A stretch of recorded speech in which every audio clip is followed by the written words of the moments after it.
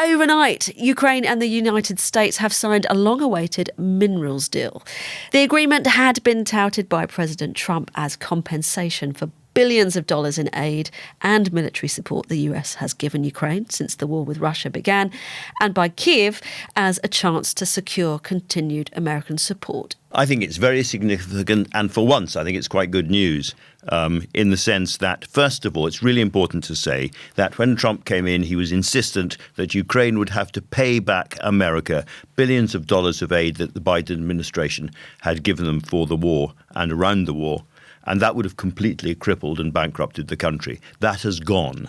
In its place is this minerals deal. Now, there's great argument among mineralogists and engineers and lots of clever people about exactly how much there is and how easy it is to get out. But it certainly includes quantities of so-called rare earth minerals. Those are the things like cadmium and lithium, very important in the world of AI and the big tech companies. Very important for an economy like America's, which is still hoping to dominate China, dominate the world in those areas. And so it's good for America. It gets stuff for America they don't have in such quantities themselves.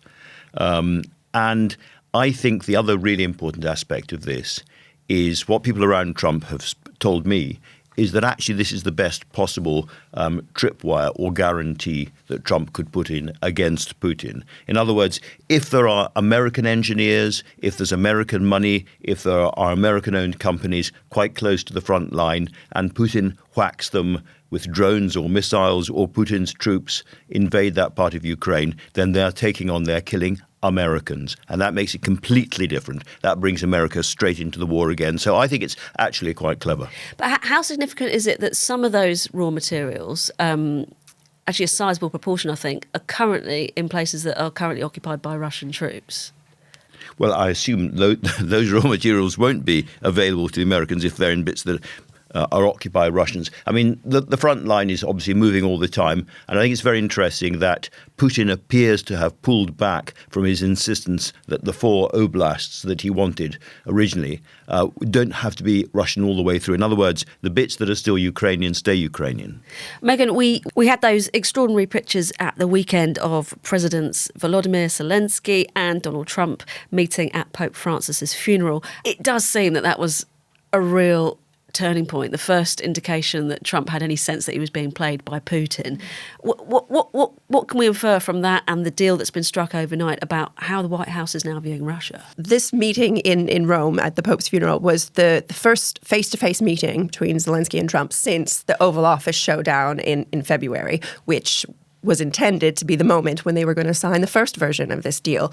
So I think we can say, since there has been a significant change in the first version and this version, that there has been, a kind of a momentum towards Ukraine on behalf of the White House.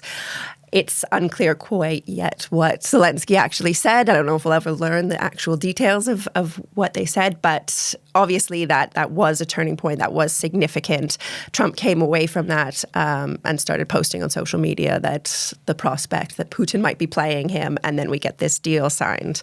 But I don't think we should ever take the last thing he said as his final word. He's very fickle. He could shift at any moment. But I think the positive thing that we could take away from this is that this is intended to be a long-term deal. I mean, you mentioned, the significance of the areas that are where conflict is still taking place. Like, I think this is like a very long-term investment on behalf of Trump. So, and now he can kind of take away this as a win because he's literally invested in the country and in Ukraine. So that, I think Ukrainians should take some heart in that. I agree. I think we are seeing the very first possible flickers of a stagger towards something that might in the end become some kind of unsatisfactory but sort of acceptable peace deal. Lots and lots of ifs and buts there. However, this is going to be a long process. And I think by far the biggest problem ahead is going to be Crimea, where Trump is absolutely insistent that Crimea is effectively Russian. The Russians have it. That's not going to change. And Zelensky has been, steely about that being completely impossible. When I spoke to him, absolutely no chance of them accepting that Crimea is Russian.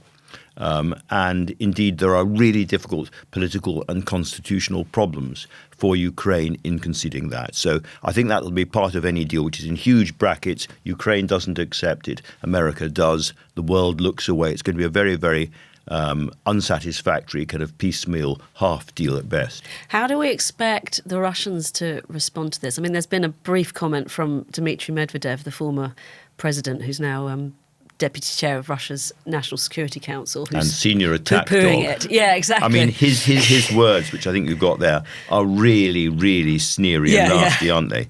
What does he say he here? Says, now they will have to pay for military supplies with the national wealth of a disappearing country. Yeah, I was hoping you were going to do the Russian accent. I can't do the Russian accent. I've interviewed Medvedev, actually, in the days when he was the sort of liberal, acceptable face of the regime way back. How times have changed. How times have changed. The Russians are sending all sorts of conflicting signals, as they always do, but there appears to be a greater willingness in the Kremlin to talk again to the Americans. That great phrase, it's an American phrase I hadn't come across, with Trump saying he thinks that Putin is tapping him along, has clearly has resonated in Moscow. Equivalent of taking him for a ride. Taking him for a ride. For what it's worth, I've never heard that phrase being used in that way. So that might be a Trumpism. Maybe it's a Trumpism. Maybe how it is a it used then? Trumpism. Educate us.